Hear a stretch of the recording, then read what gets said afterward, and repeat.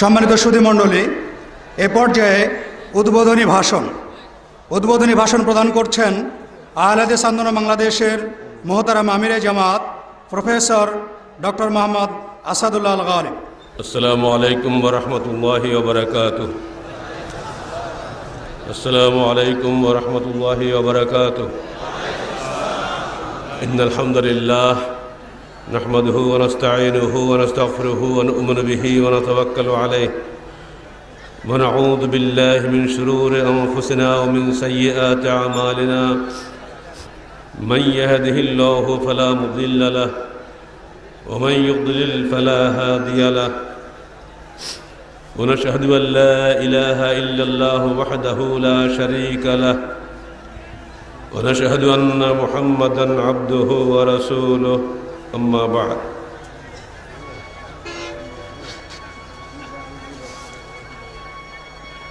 فقد قال الله تعالى في الكلام المجيد: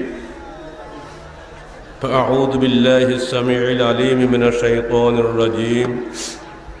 بسم الله الرحمن الرحيم. يا أيها الناس اعبدوا ربكم الذي خلقكم من نفس واحدة يا أيها الناس اعبدوا ربكم الذي خلقكم والذين من قبلكم لعلكم تتقون الذي جعل لكم الأرض فراشا والسماء بناء وأنزل من السماء ماء فأخرج به من الثمرات رزقا لكم فلا تجعلوا لله أندادا وأنتم تعلمون. সূরা বাকারা 21 ও 22 আয়াত।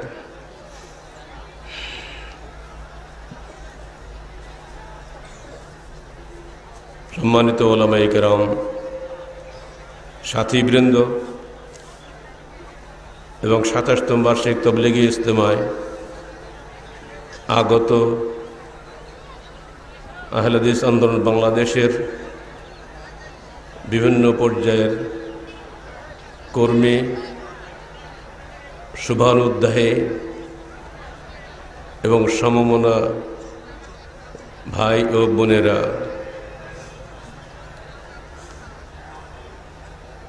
আহলে হাদিস আন্দোলন বাংলাদেশের এই মাটিতে কি আহ্বান নিয়ে তার পদযাত্রা শুরু করেছিল, সেটা দেশের মানুষের কাছে খুবই সুপরিচিত। বিশেষ বিশেষ কতকগুলি কারণে শুধুমাত্র দাওয়াত এবং শুধুমাত্র সুন্দর আনুষ্ঠানিকতার মাধ্যমে বা শুধুমাত্র সাংগঠনিক কর্মকাণ্ডের মাধ্যমে এটা সম্ভব হয়নি। এ দাওয়াতের অন্তর্নিহিত যে তাৎপর্য রয়েছে, সেটা মানুষের হৃদয়ের গভীরে এমনভাবে প্রথিত, যেটাকে জেল জুলুম বা দুনিয়াবি কোনো শক্তি দিয়ে প্রতিহত করা সম্ভব নয়।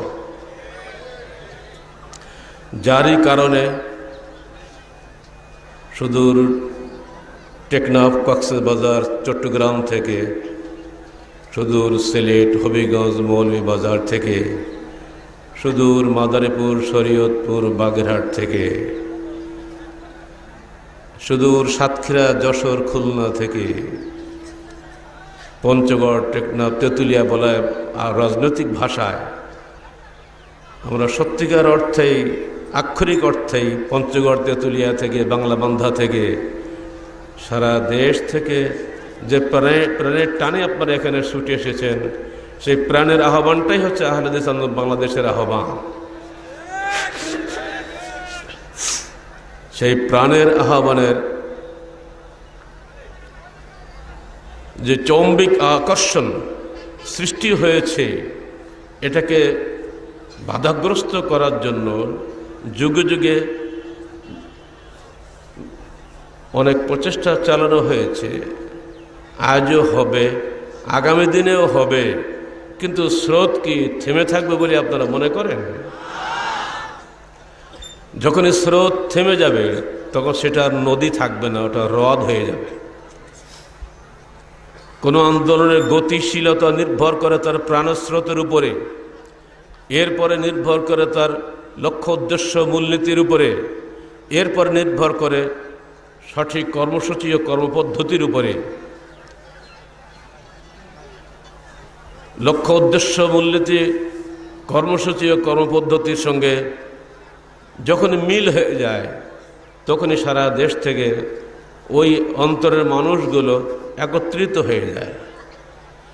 এটাই হাদিসের ভাষায় বলতে হয় আরওয়াহুল মুমিনিনা জুনুদুম মুজান্নাদা, মুমিনদের অন্তরগুলো সব একই সেনাবাহিনীর অন্তর্ভুক্ত।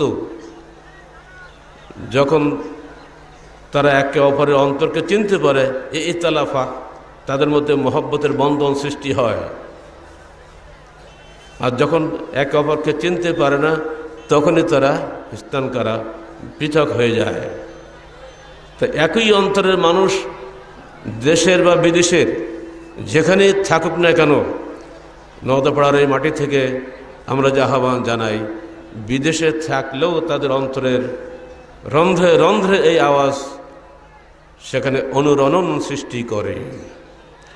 আর এই অনুরণন যখন বাংলাদেশের অধিকাংশ মানুষের হৃদয়ে একদিন সমানভাবে জেগে উঠবে, তখনই এদেশের মাটিতে আল্লাহ পাকের সার্বভৌমত্ব প্রতিষ্ঠা লাভ করবে।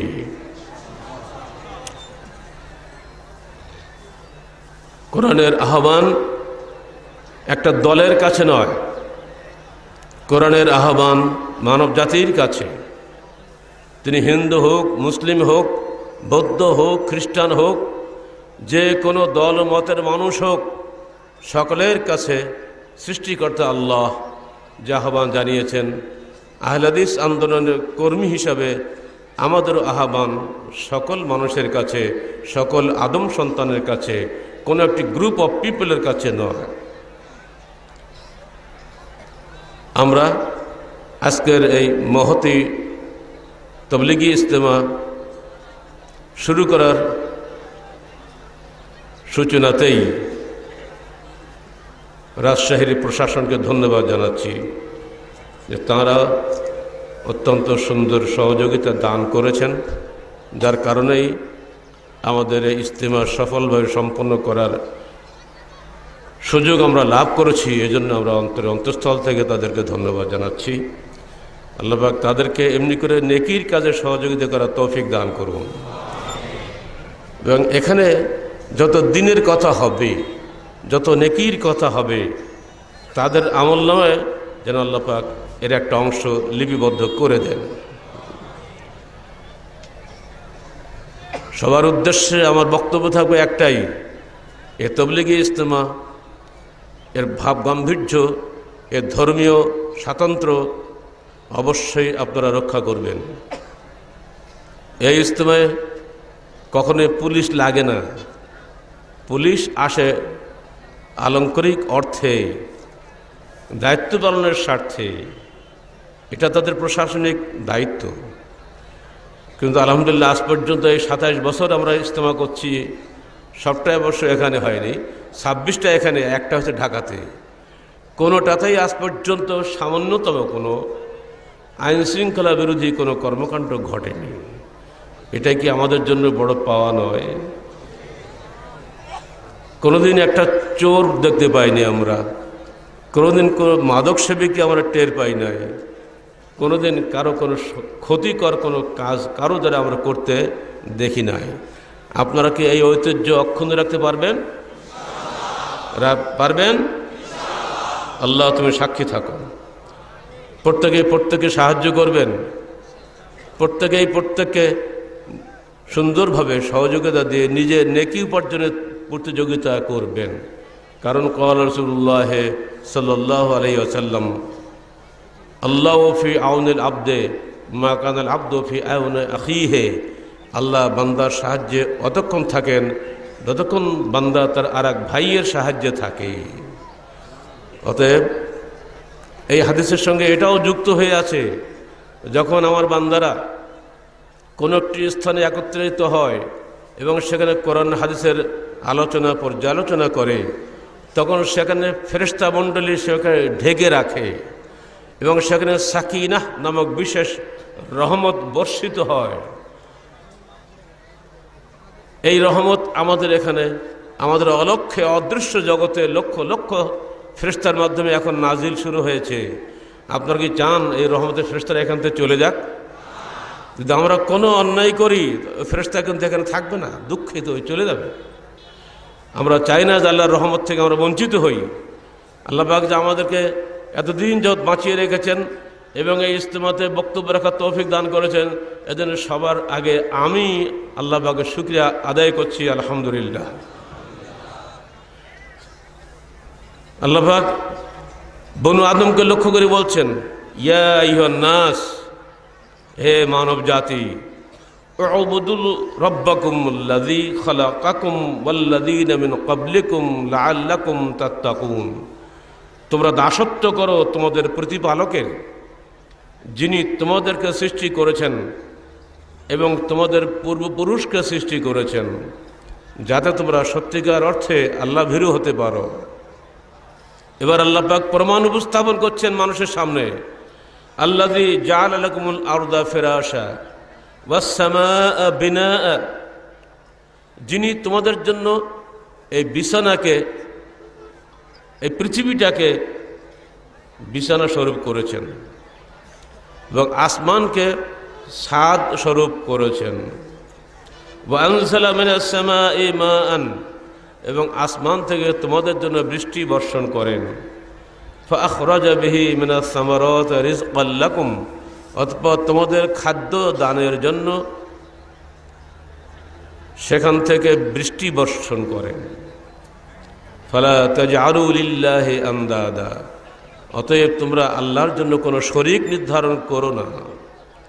ওয়া আনতুম তা'লামুন, জেনে বুঝে কেন বলা হচ্ছে যে বৃষ্টি নাজিল করার ক্ষমতা মানুষের নাই, আবহাওয়া পরিবর্তন করা পরিচালিত করার ক্ষমতা মানুষের নাই, সূর্য উঠানো ডুবানোর ক্ষমতা মানুষের নাই, এই মাটির বিস্তৃতির ক্ষমতা মানুষের নাই। কিছুক্ষণ চোখ বুজিয়ে কল্পনা করুন তো, এই মুহূর্তে আপনি এক রাজশাহী টু ঢাকার প্লেনে আছেন।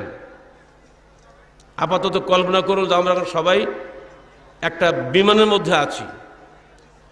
এই বিমানের মধ্যে আমরা চলাচল করি, খানাপিনা করি, হাসি ঠাট্টা করি, অনেকে গান বাজনা করে,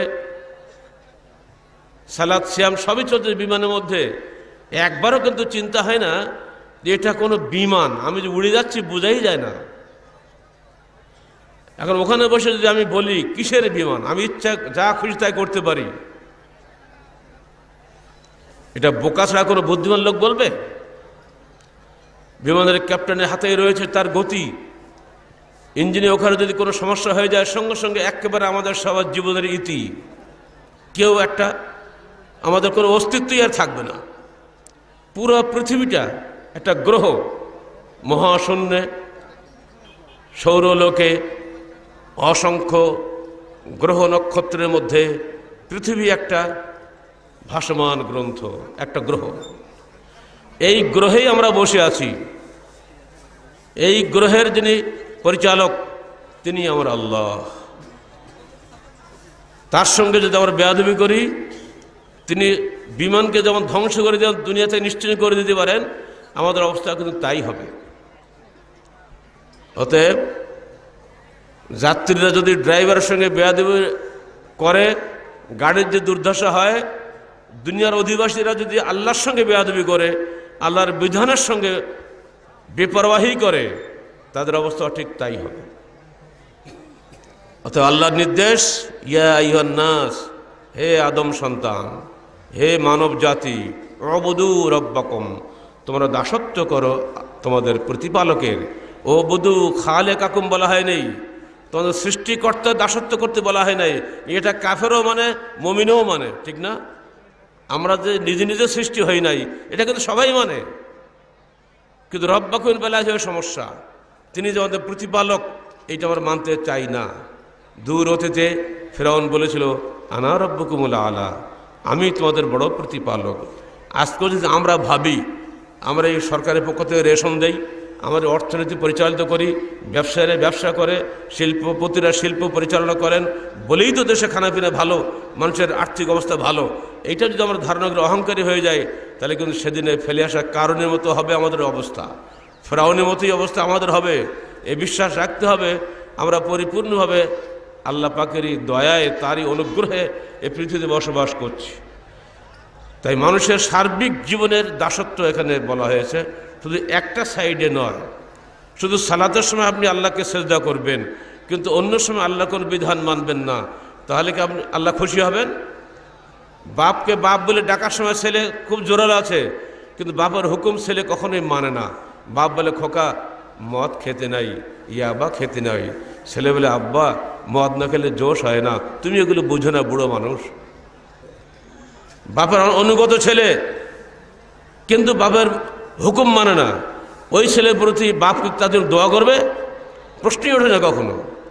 অমনি করে আপনি আল্লাহর সৃষ্ট জীব, একটা মানুষ, আপনি আল্লাহকে ডাকছেন বারবার, ফানাফিল্লা বাকাবিল্লা হয়ে যাচ্ছেন, আল্লাহর নামে এক পাগল হয়ে যাচ্ছেন, অথচ আল্লাহর বিধান মানছেন না। আল্লাহ কি আপনার উপর খুশি হবে? আপনার সামাজিক জীবন, আপনার বৈষয়িক জীবন, অর্থনৈতিক জীবন, আপনার সামগ্রিক জীবন চলছে নিজস্ব খোঁজ খেয়ালে, মন যা চায় তাই করছি, অথচ একবার ভেবে দেখছি না আল্লাহ কি বলেছেন এই ব্যাপারে, রসুল কি বলেছেন এই ব্যাপারে, এটা কখনো আমরা চিন্তা করি নাই। তাই আহলে হাদিস আন্দোলন বাংলাদেশের আহ্বান মানব জাতির কাছে, আসুন পবিত্র কোরআন, বলুন তো আমার সাথে, আসুন পবিত্র কোরআন ও সহিহ হাদিসের আলোকে জীবন গড়ি। এটাই হচ্ছে আমাদের মৌলিক আহ্বান। ধর্মীয় বৈষয়িক জীবনের সর্বত্র আল্লাহ দাসত্ব করাই আমাদের সংগঠনের লক্ষ্য। সকল মানুষের নিকট উক্ত দাওয়াত পৌঁছানোর জন্যই আমাদের এই তবলিগি ইজতেমা। আমাদের লক্ষ্য উদ্দেশ্য নির্ভেজাল তৌহিদের, আমার সঙ্গে বলতে হবে, নির্ভেজাল তৌহিদের প্রচার ও প্রতিষ্ঠা এবং জীবনের সর্বক্ষেত্রে কিতাব ও সুন্নাতের যথাযথ অনুসরণের মাধ্যমে আল্লাহ সন্তুষ্টি অর্জন করা, আকীদা ও আমলের সংশোধনের মাধ্যমে সমাজের সার্বিক সংস্কার সাধন আহলে হাদিস আন্দোলনের সামাজিক ও রাজনৈতিক লক্ষ্য। উক্ত লক্ষ্য বাস্তবায়নের মাধ্যমে আমরা চাই এমন একটি ইসলামী সমাজ, বলেন আমরা চাই এমন একটি ইসলামী সমাজ যেখানে থাকবে না প্রগতির নামে কোনো বিজাতীয় মতবাদ, যেখানে থাকবে না ইসলামের নামে কোনরূপ মযহাবী সংকীর্ণতাবাদ। মুসলমান সব ভাই ভাই, আমি অমুক মযহাবের লোক, আমি অমুক তরিকার লোক, আমি অমুক পীরের মুরিদ, আমি অমুক ইমামের অনুসারী, এই করে করে একটা ইসলামকে বিভক্ত করে করে টুকরা টুকরা করে ফেলেছি আমরা। এই বিভক্তির অবসান আহলে হাদিস আন্দোলনের আহ্বান।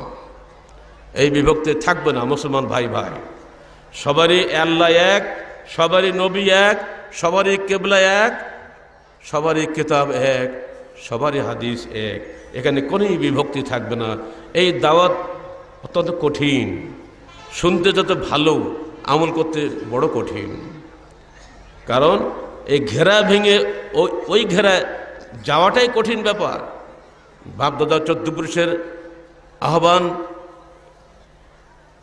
ধর্ম নেতাদের আহ্বান, রাজনৈতিক নেতাদের আহ্বান, সমাজ নেতাদের আহ্বান, সমস্ত আহ্বানকে ছিন্ন করে সিরেফ কোরআন ও হাদিসের আহ্বানে এগিয়ে যাওয়া অত্যন্ত কঠিন একটা দুঃসাহসিক কাজ।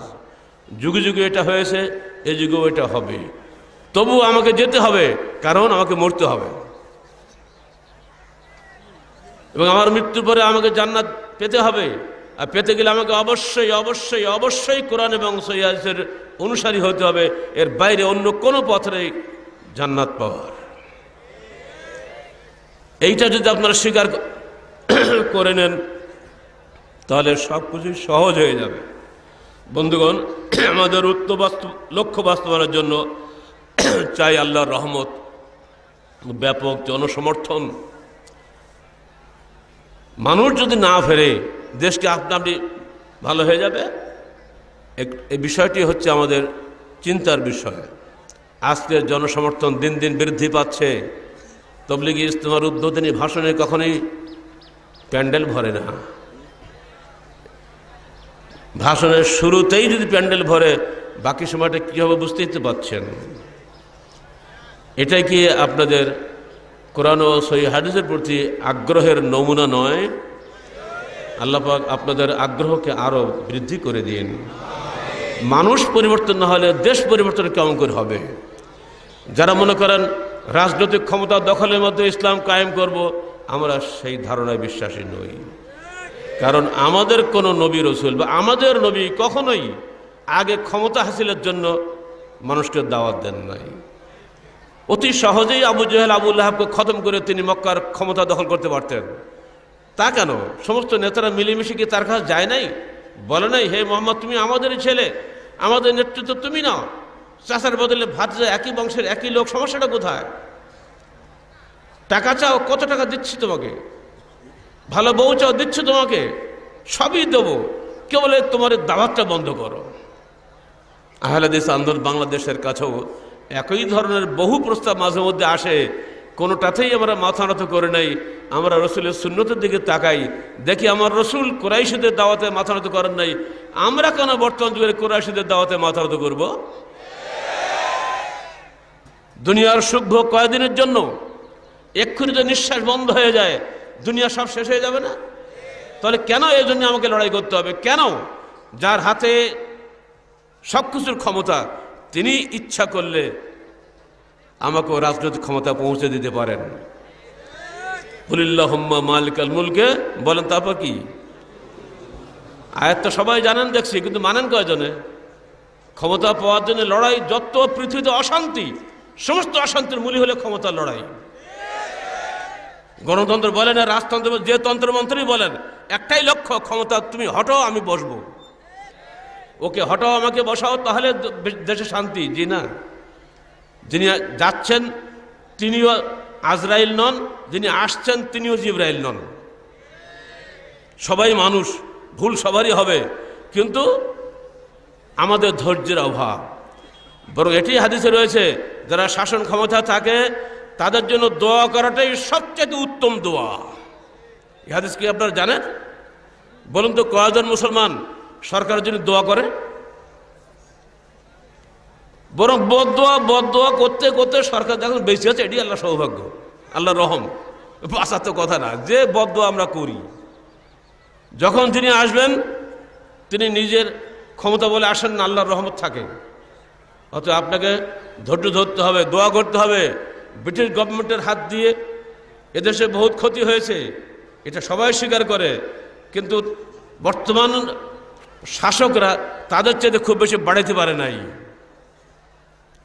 অত ওইদিকে আমরা যাব না, খালি এত কি বলবো, সেই ইয়াজিদ বিন আবু সুফিয়ানের সময় একজন ব্যক্তি যে জিজ্ঞেস করছে হযরতে আনাস বিন মালিকের কাছে, আনাস আপনার তো আয়ু খুব বেড়ে গেল, প্রায় 100 বছরের কাছাকাছি, বর্তমানে যে জুলুম চলছে আমাদের দেশে, এর বিরুদ্ধে আপনি বদদোয়া করেন না কেন? ইয়াজিদের নাম তো জানেন সবাই। তা আনাস বিন মালিক বলছে, দেখো আমি তোমাদের রসুলের কাছ থেকে একটা হাদিস শুনেছি। কি বলুন তো? সেটা এই, যে দিনটা যাচ্ছে সে দিনটা অনেক ভালো, যে দিনটা আসবে সেটা আরো খারাপ আসবে। আমি এই জন্য কিছু বলি না, ওই ইয়াজিদ যত জুলুম করে করুক, এরপরে যেটা আসবে সে হচ্ছে ভালো হবে, এই বিশ্বাস আমার নাই। জ্বরটা হয়ে গেল কিন্তু আপনার। অতএব দয়া করে ধৈর্য ধারণ করুন এবং দোয়া করুন। কারণ একটা হাদিস সবসময় মনে রাখবেন, ইন্নাল্লাহ লা ইউআইয়িদু হাযা দ্বীন বির-রাজুলিল ফাজির, নিশ্চয়ই আল্লাহ সাহায্য করবেন এই দ্বীনকে ফাসেক ফাজের মানুষের মাধ্যমে। ঠিক তো বললেন, এইবার মাথা খাটান। এইখানে আপনি তাবলীগ ইসলাম করতে পারেননি কোন সালে? কথা বলেন, ভুলে গেছে তাড়াতাড়ি। 2005 সালে। কেন পারেন নাই সেদিন? আপনার কি আসেননি সেদিন? কোন সমস্যা ছিল? কেন ছিল সেদিন? কে বাধা দিয়েছিল সেদিন? জি হ্যাঁ, ইসলামী মূল্যবোধের সরকার। তাহলে এত এত দেরিতে বলতে ভয় পাচ্ছেন কেন? আর এখন আমরা এইখানে ইজতেমা করছি ধর্মনিরপেক্ষ সরকারের অধীনে, যারা ইসলাম কায়েমের জন্য জনগণের কাছে কোনো ওয়াদা করেনি, প্রতিজ্ঞা গ্রহণ করেনি, অঙ্গীকার করেনি। তাহলে আল্লাহ কাকে দিয়ে আহলে হাদিস আন্দোলন চালাবেন ওটা তারই দায়িত্ব, আমাদের দায়িত্ব নয়। আমাদের দায়িত্ব হক কথা বলে যাও, হক পথে চলা। আমাদের দায়িত্ব নিজের দেহকে, নিজের জীবনকে জাহান্নামের আগুন থেকে বাঁচানোর চেষ্টা করা। সরকার যদি ক্ষতি করে, অন্যায় করে, দায়ী সরকার হবে, আমি হব না। সরকারকেও আল্লাহর কাছে কৈফিয়ত দিতে হবে। অতএব কারো বিরুদ্ধে বলাটা খুব বেশি ক্রেডিটের কাজ নয়, বরং ধৈর্য ধারণ করার মধ্যে অনেক বেশি বরকত আছে। এবং যারাই ক্ষমতায় যাচ্ছেন তাদের জন্যই আমরা সুধারণা রাখবো, আল্লাহ পাক তাদেরকে দিয়ে যেন এই দেশে শান্তি, কল্যাণ এবং উন্নতি ও সমৃদ্ধি দান করেন। কি জন্য সমবেত হয়েছে আমরা এখানে আজকে? মানুষকে আল্লাহর পথে ডাকার জন্য, তাদেরকে জান্নাতের সুসংবাদ শোনানো ও জাহান্নামের ভয়ের প্রদর্শন করার জন্য। কারণ আমার রসুল এসেছিলেন এই কাজ করার জন্য। তিনি কিন্তু আল্লাহর হুকুমে এসেছেন, নিজে কিন্তু নবী হওয়ার দাবি করেন নাই। দাবি করে নবী হওয়া যায় না। আল্লাহ নবী বানান বলে লোক নবী হতে পারে। নির্বাচনের মাধ্যমে নেতা হওয়া যায়, নির্বাচন দিয়ে নবী হওয়া যায় কি? নবী তো আল্লাহ সিলেকশন। আল্লাহই বলছেন, ইন্না ইয়া আইয়ুহান নবী ইন্না আরসালনাকা শাহিদাও ওয়া মুবাশশিরাও ওয়া নাযীরা। হে নবী, আমরা তোমাকে পাঠিয়েছি সাক্ষী হিসাবে, সুসংবাদ দাতা হিসাবে এবং সতর্ককারী হিসাবে। তোমার দায়িত্ব একটাই, আর কি? দাআইয়ান ইলাল্লাহি বিইজনিহি ওয়া সিরাজাম মুনীরা। মানুষকে তুমি ডাকবে আল্লাহর পথে তার অনুমতিক্রমে, এবং প্রদীপ্ত ভাস্কর হিসেবে তোমাকে পাঠিয়েছি। তুমি হবে মডেল। তোমাকে দেখেই মানুষ জানবে, হ্যাঁ এই লোকটা আল্লাহর পক্ষ থেকে আল্লাহর কথা বলার জন্য এসেছে। দুনিয়া যত টোপ দেয় না কেন, কোনো কাজে লাগবে না। আজকের সারা বাংলাদেশের মানুষ যেন এটা জানে যে বাংলার বুকে একটাই সংগঠন আছে সিরাজাম মুনীরা হিসাবে, যারা কোরআন হাদিস ছাড়া কিছু মানে না, কোরআন হাদিস ছাড়া কিছু জানে না, কোরআন হাদিসের বাইরে কোনো কথাও বলে না। আপনার কি হতে পারবেন সেরকম? যেখানেই বসবাস করুন, একজনও থাকেন, সবাই যেন জানে হ্যাঁ এই লোকটা আহলে হাদিস। একে দুনিয়ার সব কিছু লোভ দিলে ও লোভে পড়বে না, ও কোরআন হাদিসের বাইরে কোথাও যাবে না। এইটুকু যদি অন্তত সিরাজাম মুনীরা আপনি স্ব এলাকায় হতে পারেন, উসওয়ায়ে হাসানা হতে পারেন, তাহলে দুনিয়া আপনার কাছে একেবারেই তুচ্ছ জিনিস হয়ে যাবে। আল্লাহর রহমতে আপনি বিজয়ী হবেন। আমাদের দাওয়াত স্পষ্ট দিনের দাওয়াত, কোনো অস্পষ্টতার মধ্যে নাই। কারণ আল্লাহ রসুল বলে যাচ্ছেন আমাদেরকে, দেখো আমি চলে যাচ্ছে দুনিয়া থেকে, কিন্তু তারাকতুকুম আলাল বাইদা লাইলুহা কানাহারিহা লা ইয়াজিগু আনহা বাদি ইল্লা হালিকুন। আমি ছেড়ে যাচ্ছি তোমাদেরকে একটা স্পষ্ট দিনের উপরে, যার রাত্রিটাও দিনের মতো উজ্জ্বল। এই দিন থেকে যেই পথভ্রষ্ট হবে সে অবশ্যই ধ্বংস হবে। অর্থাৎ ইসলামকে বাদ দিয়ে, কোরআন হাদিস বাদ দিয়ে যে যতই চেষ্টা করুক না কেন, আলোর পথ দেখাক না কেন, ওটা আলো নয়, ওটা অন্ধকার। সেই স্বচ্ছ পথ কোনটা? মৃত্যুর 81 দিন পূর্বে বিদায় হজের ভাষণে আল্লাহ রসুলের ব্যর্থহীন ঘোষণা মানব জাতিকে লক্ষ্য করে, হে মানুষ মনে রেখো, তারাকতু ফীকুম আমরাইন লান তাদিল্লু মা মাসসাকতুম বিহিমা কিতাবাল্লাহি সুন্নাত নবিয়্যিহি। আমি তোমাদের কাছে ছেড়ে যাচ্ছি দুটা বস্তু, যতদিন তোমরা দুটো আঁকড়ে থাকবে ততদিন তোমরা পথভ্রষ্ট হবে না। সে দুটি বস্তু হলো আল্লাহর কিতাব এবং তার রসুলের সুন্নাহ। এর পরের দিন আইয়ামে তাশরিকের দ্বিতীয় দিন, অর্থাৎ কোরবানির পরের দিন, তিনি আরেকটা ভাষণ দিলেন। সেখানে তিনি বললেন, দেখো, ইন উমরা আলাইকুম আব্দুম মুজাদ্দাউন আসবাদু ইয়াকুদুকুম বিকিতাবিল্লাহ ফাসমাউ লাহু ওয়া আতিউ, রাওয়াহু মুসলিম। মনে রেখো, ইত্তাকুল্লাহ রাব্বাকুম ওয়া সাল্লু খামসাকুম ওয়া সুমু শাহরাকুম ওয়া আদ্দু যাকাতা আমওয়ালিকুম ওয়া আতিউ দা আমরিকুম উদখুলু জান্নাতা রাব্বিকুম, রাওয়াহু আহমদ আত তিরমিজি। কি চমৎকার ভাষা! হে মানুষ, শুনে রাখো, তোমরা তোমাদের প্রতিপালক আল্লাহকে ভয় করো, 5 ওয়াক্ত সালাত আদায় করো, রমাদানের সিয়াম পালন করো, তোমাদের সম্পদের জাকাত দাও এবং তোমাদের আমিরের আনুগত্য করো, অতঃপর আল্লাহর জান্নাতে প্রবেশ করো।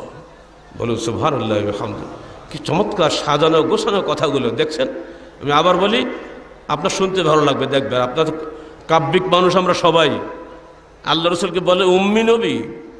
ভাষার যে লালিত্য, ভাষার যে সুন্দর শব্দ চয়ন, যে বাকশৈলী, পৃথিবী স্তম্ভিত হয়ে যায়।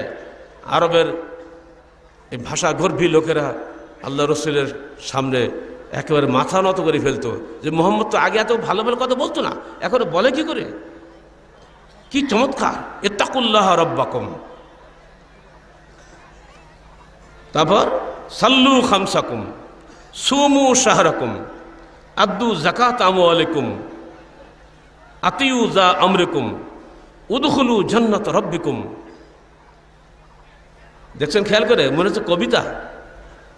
তোমরা ভয় করো তোমাদের প্রতিপালকের, তোমরা আদায় করো 5 ওয়াক্ত সালাত, পালন করো রমজানের সিয়াম, আদায় করো মালের জাকাত, আনুগত্য করো তোমাদের আমিরের, প্রবেশ করো তোমার প্রতিপালকের জান্নাতে। কি চমৎকার, কি চমৎকার! আর তো কিছু দরকার নেই। এটা হলো মৃত্যুর 79 দিন আগের বক্তৃতা তার। আমরা তারই প্রিয় উম্মত। আমরা কি আমাদের নবীর রেখে যাওয়া ওসিয়ত পালন করতে পারি না? আহলে হাদিস আন্দোলন বাংলাদেশ ইসলামী ইমারত কায়েম করেছে, যে ইমারত ইয়াকুতুকুম বিকিতাবিল্লাহ, আল্লাহর কিতাব অনুযায়ী মানুষকে পরিচালনা করে, নিজের মন গড়া বিধান দিয়া পরিচালনা করে না। জামাতবদ্ধ জীবন ছাড়া মুসলমান যে কখনোই সম্মানিত হবে না। আল্লাহ রসুল মৃত্যুর আগেই তো বলে গেছেন, সাবধান, তোমরা আমিরের অধীনে ঐক্যবদ্ধ থেকো। আলাইকুমুল জামাআহ ওয়া ইয়াকুমুল ফুরকাহ, তোমাদের উপরে জামাতবদ্ধ জীবন অপরিহার্য করা হলো, বিচ্ছিন্ন জীবন নিষিদ্ধ করা হলো। মান আরাদা মিনকুম বুহুবুতাল জান্নাহ ফায়ালজামিল জামাআহ, তোমাদের মধ্যে যারা জান্নাতের মধ্যস্থলে থাকতে চায় তারা যেন জামাতবদ্ধ জীবনকে অপরিহার্য করে নেয়। মনে রেখো, ইয়াদুল্লাহি আলাল জামাআহ, জামাতবদ্ধ জীবনের উপরে আল্লাহর হাত রয়েছে। বলুন আলহামদুলিল্লাহ। যদি এই জামাত কায়েম না হতো নওদাবড়াতে, সারা দেশ থেকে লোক এখানে আসতো। এটাই হলো আল্লাহ রসুলের শেষ ওসিয়ত প্রতিপালনের বাস্তব শুভ ফলাফল। জনগণের কাছে আমাদের একটাই আবেদন, আসুন উম্মতকে সতর্ক করার জন্য আমরা এমনি করে বছরে একবার এখানে আসি, বসি, কথা শুনি এবং এর মাধ্যমে এই বক্তব্য দেশের সর্বত্র পৌঁছে দিই জনগণের কাছে। এই যে দাওয়াত আমরা দিচ্ছি, পুরস্কারটা কি? যত মানুষ এই দাওয়াত গ্রহণ করে এই অনুযায়ী আমল করবেন, তত মানুষের যত নেকি হবে, সমস্ত নেকি আপনার আমলনামায় লেখা হবে, কিন্তু আপনার আমল কিছু কমবে না। এই যে বিশাল একটা ব্যাপার আছে, সেরেফ নেকির জন্যই আমরা কাজ করি, দুনিয়া কিছু পাওয়ার জন্য আমরা করি না। এই বিষয়টা সবসময় মনে রাখবেন। যারা আমরা এখানে বসেছি, একটা বেদুইনের কথা বলে দিই। বেদুইন মানে বোঝেন তো? মাঠে ঘাটে কাজকাম করে, তাদের কোনো অত সুশৃঙ্খল জীবন নাই। আল্লাহ রসুলের কাছে একদিন আসলেন, আতা আরাবিয়ুন ইলা নবী সাল্লাল্লাহু আলাইহি ওয়াসাল্লাম ফাকালা দুল্লানি আলা আমালিন ইযা আমালতু দাখালতুল জান্নাহ। হে আল্লাহ রসুল, আপনি আমাকে এমন একটা আমলের কথা বলে দিন, যখন আমি সেটা করব সঙ্গে সঙ্গে জান্নাতে প্রবেশ করব। আল্লাহ রসুল বললেন, দেখো, আনতা আবুদাল্লাহ, তুমি আল্লাহর ইবাদত করবে, ওয়ালা তুশরিকা বিহি শাইয়্যা, আল্লাহর সঙ্গে কাউকে শরীক করবে না। তুকিমুস সালাতাল মাকতুবাহ, তুমি 5 ওয়াক্ত ফরজ সালাত আদায় করবে। ও তুআদ্দি যাকাতাল মাফরুদা, ফরজ যাকাত আদায় করবে। ও তাসুম রমাদান, রমজান সিয়াম পালন করবে।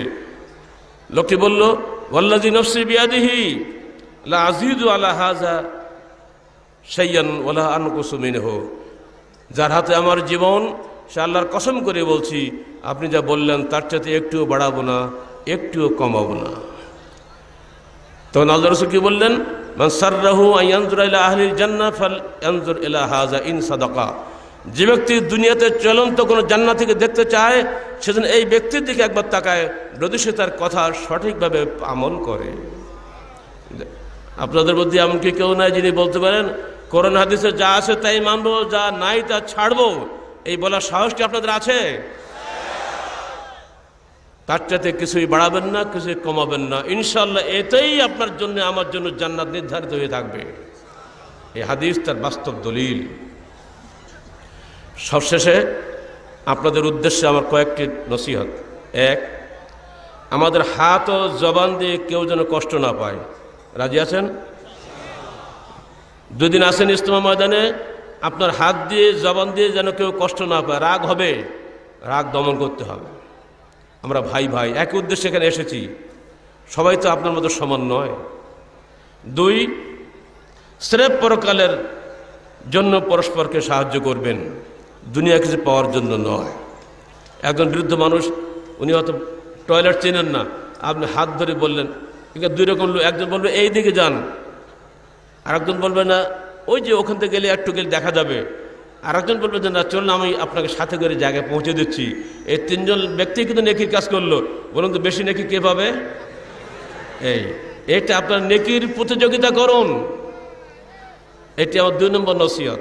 3 নম্বর, প্যান্ডেলের নিচে মাটির বিছানায় থেকে আসুন নিজের কবরের কথা স্মরণ করি। ঠিক না? যত টাইলস ফিটিং বাড়িতে বসবাস করি, যত সুন্দর চেয়ারে আমি বসি না কেন, আমাকে আপনাকে সবাইকে কি মাটিতে যেতে হবে না? তাই এই যে মাটিতে আমরা বসে আছি, এই মাটির সুন্নত কিন্তু আমাদের নয়। হজের যে সুন্নত আমাদের পরে আছে, আমরা হজ করতে গিয়ে আরাফাতের ময়দানে কেউ কি টাইলস ফিটিং বাড়িতে থাকি? মুজদালিফা গিয়ে কিভাবে থাকি? দেশের প্রধানমন্ত্রীকে ওইখানে শোয়া লাগে, ওঠা কোনো কায়দা নাই। কোনো ইতর ভেদ নাই, ধনী গরিব কোনো ভেদাভেদ নাই। ওখানে গিয়ে আল্লাহর মাটিতে আল্লাহর বান্দা যেভাবে শুয়ে থাকে, এটা কি আল্লাহর মাটি নয়? এটি সব নেকি হাসিলের জন্য। অতএব প্যান্ডেলে থাকবেন, অহংকার চূর্ণ হয়ে যাবে ইনশাআল্লাহ।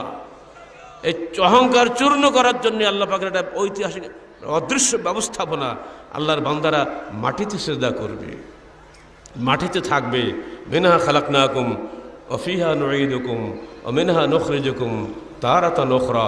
এই মাটি থেকে আমরা তোমাদের সৃষ্টি করেছি, এই মাটিতে তোমাদেরকে ফিরিয়ে নেব, এই মাটি থেকে তোমাদেরকে আমরা কিয়ামতের দিন উঠাবো। এই আয়াতটা দয়া করে ইজতেমা ময়দানে ফলো করার চেষ্টা করবেন।